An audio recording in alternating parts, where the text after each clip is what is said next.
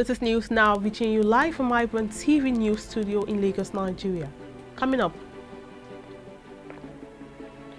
IPOB vows to enforce lockdown every Monday in Southeast until their leader NNAMDI KANU is released.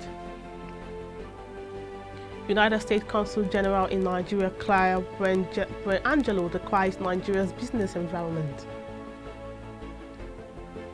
394 migrants rescued from a dangerously overcrowded wooden boat in the Mediterranean. North Korea wants sanctions banning its metal exports and import of refined fuel and other necessities lifted.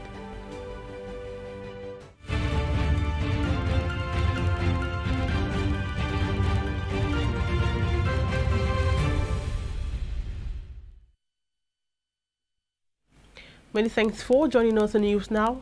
Here are some stories making headline at this hour. I am Margaret Opera.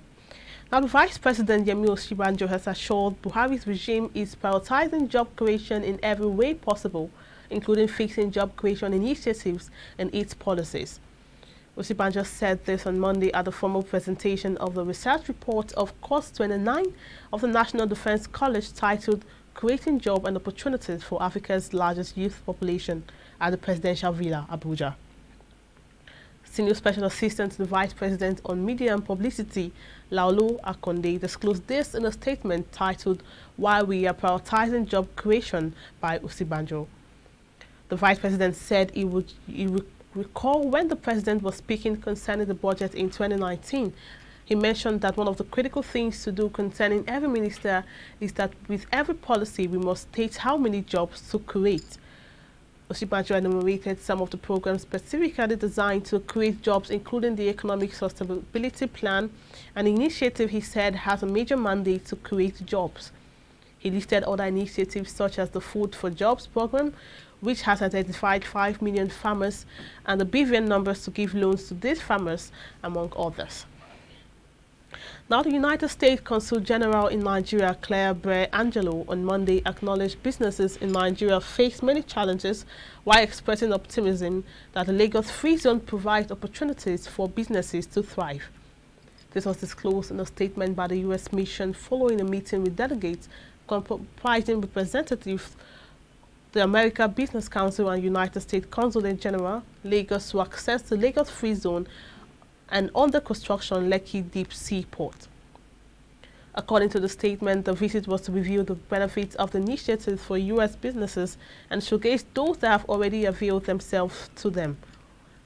KYARI said this project has very systematically and thoughtfully created an enabling environment where many other businesses can thrive. The $1.5 billion Lekki Deep Sea Port and associated LFZ is an integral part of the federal and state government efforts to capture trade in West Africa. The first phase of the port is scheduled to become operational in 2022. It sits on over 350 hectares located approximately 65 kilometers east of Lagos, well positioned to serve all parts of the country and the West African region. While the Inspector General of Police, Alkali Baba Usman, has appointed TUNJI DISU as Deputy Commissioner for Police as the new head of Police Intelligence Response Team, IRT. DISU's posting is on the heels of management's decision to fill the leadership gap within the IRT and refocus the unit for better service delivery. The appointment followed the suspension of ABBA KYARI, also a DCP, on the orders of the Police Service Commission, PSC. KYARI was until Saturday, the IRT head was asked to step aside to pave the way for a probe into his alleged role in the intern fraud perpetrated by Rahman ABBA, aka Hush Puppy. The IGP charged the new head of the IRT to demonstrate his professional competence in his leadership of the unit. He also assured citizens that the IRT will remain focused in the discharge of its duties in line with national statutes and international best practices. Now, moving on, the indigenous people of Biafra, IPOB, has said that it will be enforcing a lockdown every Monday until until their leader, NNAMDI KANU, is released. IPOB's Publicity Secretary, Ima Powerful, named the lockdown Ghost Monday and also revealed that schools and marketplaces will be affected. He's a criminal. You still need to give the person fair hearing and allow the person to go through all the process, all the judicial process to convict him. So I think the reason behind the call is a good reason, but the call itself is something I do not support. I asked a simple question. The man speaking from Kuwait, I mean from Korea, asking us to sit at home from Monday, from August 9th, every Monday. What will he be doing? What will he be doing? Which sacrifices will he be doing? Over there, all of them over there in the diaspora, supporting we the Igbos. What have they done collectively? If they're asking us to sit at home, now any collective action to ensure that there's a palliative to help us survive. Because there are some persons, if they don't go to the market in a day, they can't feed. Everyone that is called Igbo man must obey this very sit at home. Because it is high time we want to show the government that there have been a long time we have been marginalized. And this is a high time everyone that is called a youth in this very Igbo land must come and fight for their right. Because enough is enough. And for the release of NNAMDI, I tell you, is sacrosanct. Everybody's moving around now. Like, it's not even like there is any sit at home stuff or anything. So the reason I came out is because of my work. So if the man asking me to sit at home will give me food to give to myself and my wife and my kids, who am I? Who will sit at home and do that? But minus the sit at home, there are other ways to also ensure we press home this demand. And I also want to give, let me also speak like that man, let me give the other. Every IPOB person in abroad, in UK, in South Korea, anywhere they are, they should all come down home. Now, the Kaduna State Police Command has paraded suspects of various crimes in the state. Addressing Newsman, Commissioner of the Police, IG ARMOURY, said armed banditry, assault, kidnapping has caused great havoc to the economy and well-being of innocent citizens living in the state. Disturbing and disheartening upsurge of armed banditry, we all agree, has caused great havoc to the economy and well-being of innocent citizens living and passing through the state in recent times. More disturbing is the fact that the rate of kidnapping in the state seems to be on the increase, despite the tireless efforts and strategies embarked upon by security agencies, the state and federal government, to ensuring that kidnapping and other related crimes are nipped in the bud. It is a fact where farming is disrupted in a given community, farming is beckoned at a speedy rate to befall that same community. This is one of the glaring challenges that stare us right into our eyes as a state and the nation at large. Our farmers, as we speak, cannot go to their farms free-minded to boost food production in the country. The obvious implication of this is a sharp rise of food scarcity and the likelihood of increase in criminality and violence across the country. That the command has done and still doing everything possible to get farmers back to farm without fear of molestation or harassment from any quarter, especially now that we are in the middle of rainy season. This, if achieved, will no doubt magnify the security and economy of the state and the country at large. The Nigeria Association of the Blind, NAP, is appealing to the National Assembly to fast-track passage and domestication of the Nigeria Copyright Amendment Bill before it. The association says by fully domesticating the bill, which is also known as Marrakesh Treaty, the production and international transfer of specially adapted books for people with blindness or visual impairments easier, through a set of limitations or expectations to traditional copyright laws. National Chairman of the association, Isyaku Adamu, made the call in Abuja.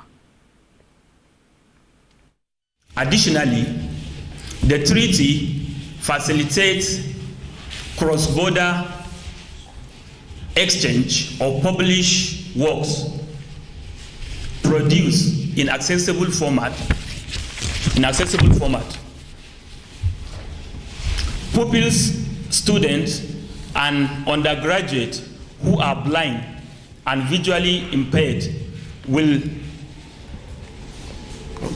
will compete favorable with their cited counterparts when these hurdles hindering the access of printed materials are eliminated. NAP hereby appeal for the domestication of the treaty which has been transmitted in the Copyright Repeal Bill to the National Assembly, which gives a sense of belonging to the beneficiaries of the Copyright Act. This 2 days meeting has been an eye-opener. And I assure you, everyone present here, that I will take recommendation from here to the Executive Secretary of the National Commission for Persons with Disability. As passionate as he is about issues of persons with disability, I assure you that he will work with all to see that this Marrakesh Treaty is domesticated and implemented in Nigeria. Now, away from that, media practitioners in your state are calling on government at all levels to secure media houses from attacks. Adebayo Aribati, Chairman, Radio, Television, Theatre and Art Workers Network Union, or your state branch, tasked the State Police Command to immediately swing into action and effect the arrest of the perpetrators to serve as deterrents to others. Time I've been in the news for incidences, and so definitely we are not going to be against them coming around to comb some of the bush areas. They got here, they spent barely 7-10 minutes, went to the local government headquarters, and from there went to the trailer park. And before the security agencies, mobilized to quickly confront them. Our security issue will be taken with utmost seriousness, and the government should know that they are using us, at the same time they should make sure that we are well secured. This is their property as well. We thank God that that incident did not take any life, and the little destruction on ground, we are trying as much as possible to get our people who had their property destroyed repaired. So, this is not supposed to be happening. They plead on the government, both the federal and the states, to beef up the security of your state and as well as the life and properties of people. Now, the Oyo State Police Command has arrested suspected hoodlums who attacked the Yakobo Division of Police Headquarters in Ibadan, looted the ARMOURY and other stole items before setting the station on fire. The Commissioner of Police in the state, Ngozi Onadiko, who said this in a statement on Monday, revealed 2 AK-47 rifles were stolen from the station by hoodlums during the NSAS riots in October 2020. She said one suspect, 28-year-old Ridwan Amo, was arrested at his hideout in Moniyare area of Ibadan with 1 AK-47 rifle, 1 locally made single-barrel gun and a cutlass. The hoodlums vandalized and set ablaze the building at the station, and in the process, 2 police patrol vehicles were completely burned down. We'll take a short break now. We'll be back for stories on the African scene. Stay with us. Market just make you go buy fresh palm fruits. When you reach house, you go wash, you go pound, your body go dey pain you, even your fingernails go dey pain you. But make una no worry, make una relax. I get good news for una. Una don hear of Banga fresh palm fruit extract. All you need to do now make you go for the open am. Take the amount wey you want, put am for your pot. Which soup you wan make? Shey na egusi, shey na ogbono, shey na vegetable, shey na banga. My sister no waste time again. My brother no waste time again. Just go buy Banga fresh palm fruit extract. They go know say you sabi cook and you be better cook. Banga, make your food yummy. Distributors needed nationwide. Phone number 081 63 974447. 080 35 64 4436, 070 66 63 8213. Banga Fresh Pam. You're welcome back. And now on the African scene, Kenya's Deputy President William Ruto was on Monday stopped from flying to neighboring Uganda in his supporters say it's a state-backed campaign to humiliate him. It would have been Ruto's second trip to Kampala in a month. After he arrived at Nairobi's Wilson Airport for his flight, he was told to seek clearance from the head of public service. He was then made to wait 5 hours before his flight was cancelled. After he was stopped from leaving the country, Ruto said in a cryptic tweet, in quote, "It's all right, let's leave it to God," in Kwashili, end of quote. Now, it is the latest incident to plague the strained relations between Ruto and his boss, President Uhuru Kenyatta. The two erstwhile partners who came to power in 2012 through their Jubilee coalition fell out in 2018. Two humanitarian rescue ships pulled 394 migrants from a dangerously overcrowded wooden boat in the Mediterranean overnight in an operation lasting about 6 hours. A Reuters witness said Sea-Watch 3, a vessel run by German NGO Sea-Watch, and Ocean Viking, run by European charity SOS Mediterranean, rescued the migrants in international waters of Tunisia, 60 kilometers, which is 40 miles from the North African coast, near oil facilities and other ships. Sea-Watch 3, which assumed command of the operation, took 141 of the survivors, while Ocean Viking took the rest. The yacht Nadi from the German NGC rescue ship later gave support. Now moving on to the foreign scenes, Iran's headline incoming president Ebrahim Raisi said on Tuesday he would take steps to lift tyrannical sanctions imposed by the United States after winning the formal endorsement of the country's supreme leader to take office later this week. Raisi, who is under personal U.S. sanctions over allegations of human rights abuses and has passed as a judge, promised to improve the living conditions of Iranians, which have worsened since 2018 when Washington reimposed sanctions on Iran after abandoning a nuclear deal. Iran and 6 powers have been in talks since April to revive the nuclear pact. Now moving on, North Korea wanting international sanctions banning its metal exports and imports of refined fuel and other necessities lifted before it restarts the nuclearization talks with the United States, South Korean lawmakers said on Tuesday.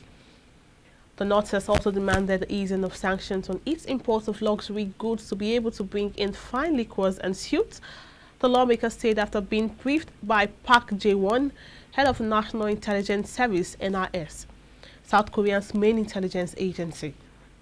The briefing came a week after 2 Koreas restored hotlines that North Korea suspended a year ago, the first hint in months that North Korea might be more responsive to engagement efforts. Up next is Sports with Jidechi.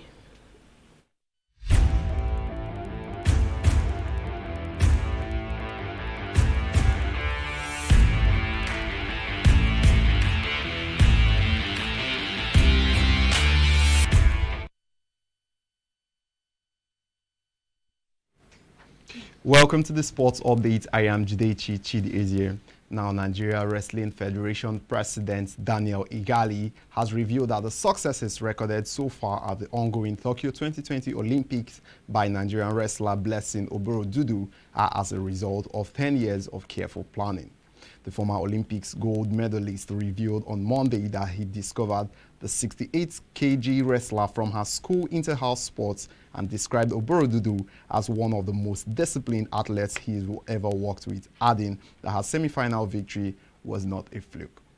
According to Igali, quotes, "The results we are beginning to see at the Olympics level is about a decade of preparations coming to fruition. The rest is now history. It's been over a decade of near misses. I am happy for her, the coaches and the team," end of quote. Oborodudu settled for silver after losing 4-1 to USA's Tamri Stock Mensah in the final of the women's wrestling 68 kg on Tuesday. And now Rivers Angels Football Club have booked their spot in a maiden edition of the CAF Women's Champions League after a big 5-1 win over Amis du Monde. The 7-time NWFL champions qualified from the WAFU Group B after defeating Ghana's Hasakas ladies FC 2-0. They trashed Niger's AS Police 5-0 to qualify to the WAFU semi-finals.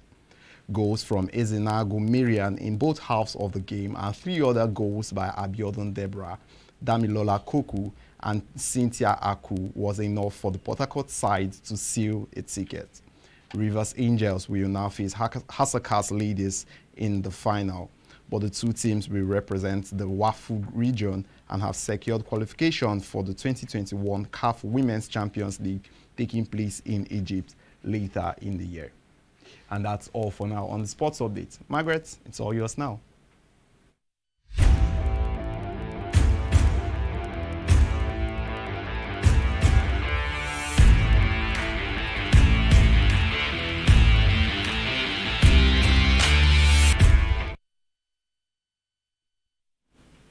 Many thanks, Judechi. We'll take a short break now. When we come back, we'll be reading the business news.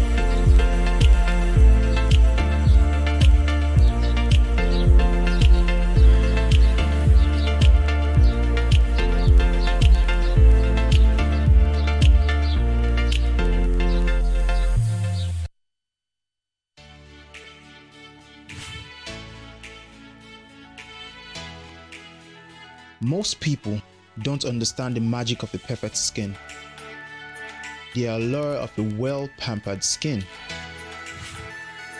We bounce from skincare products to skincare products, from spa to spa.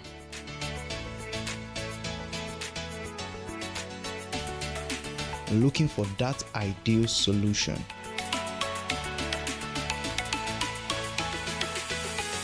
I found the solution.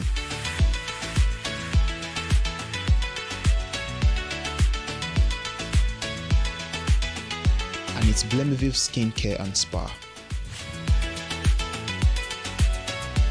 My name is Neil, and I'm proud to be a part of the Blemiville family.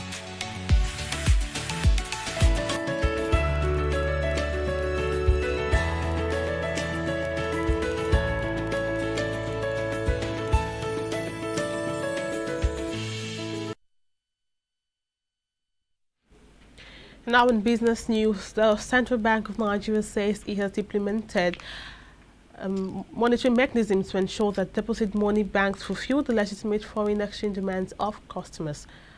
This follows the Apex Bank directive to commercial banks to commence the sale of forex to customers for individuals such as basic travel allowance, personal travel allowance, and medical and tuition fees. The assurance was given by the Apex Bank's acting director in charge of corporate communications, Osita Wasinobi, on Monday in a statement issued by the bank. Speaking with business correspondents in Abuja on Monday, Wasinobi disclosed that the CBN had put in place monitoring mechanism to guarantee the seamless sale of forex to customers who supported their requests with relevant documentation.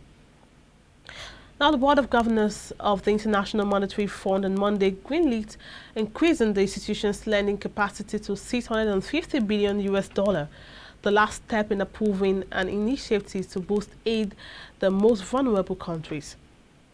In quotes, this is a historic decision, the largest SDR with special drawing rights allocation in the history of the IMF and a shot in the arm for global economy at the time of unprecedented crisis. End of quote. IMF head Kristalina Georgieva said in a statement. Georgieva said, "I will particularly help most vulnerable countries struggling to cope with impacts of the COVID-19 crisis." The program, which has already been approved by the IMF's Executive Board in mid-July, will be implemented on August 23rd. The Tertiary Education Trust Fund, TET Fund, said it had disbursed 300 billion naira in 2021 to 226 tertiary institutions for infrastructure development and training. This was disclosed by Alhaji Kashim Ibrahim Imam, the chairman of Board of Trustees TET Fund, on Monday in Asaba, at an audit and accounts reconciliatory meeting with TET Fund beneficiary institutions in Delta State, according to the News Agency of Nigeria. It disclosed that TET Fund currently has 10,000 projects across the various tertiary institutions in the country to show its efforts. Ibrahim Imam said TET Fund was committed to building the education sector through training of academic staff members and the building of projects to make teaching and learning more conducive. Now, equities listed on Nigerian Exchange Limited gained 30.03 billion naira at the end of trading on Monday, even as the number of losers surpassed the gainers. The NGX All Share Index gained 0.15% as it rose to 547.08 basis points recorded at the end of previous trading day to 38,604.72 BPS. Activity on the exchange dipped as trading volumes dropped by 36.90% to 244.29 million shares worth 1.91 billion naira exchanged in 4,609 deals on Monday, from 38.13 million shares valued at 3.82 billion naira traded in 4,700 deals on Friday. The market saw negative sentiments as 17 companies recorded price appreciation while 26 declined. The gainers chain was led by Julius Berger Nigeria PLC, which rose by 8.89% to 24.50 per share. MPF Microfinance Bank was next as it rose by 8% to close at 1.89 per share. Now, coming up next is entertainment news.